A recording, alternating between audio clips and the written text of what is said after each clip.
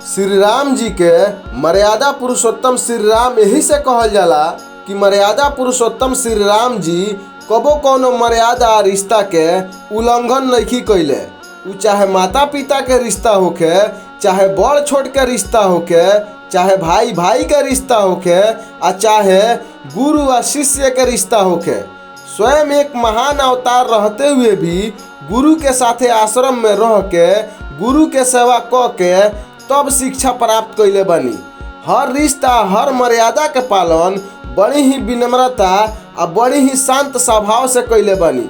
जुल्म के विरुद्ध शस्त्र भी उठैले बनी, अत्याचारी के अंत कैले बनी, पाप के विनाश कैले बनी, जिंदगी के सही मतलब बतैले बनी, आ हर मुश्किल के डट के सामना कैले बनी। मर्यादा पुरुषोत्तम श्री राम जी के ई सब करे के कोनो जरूरत ना रहे, परंतु ई सब यही से कहनी कि मनुष्य धर्म आ सत्य के मार्ग पर आजीवन चलत रहे।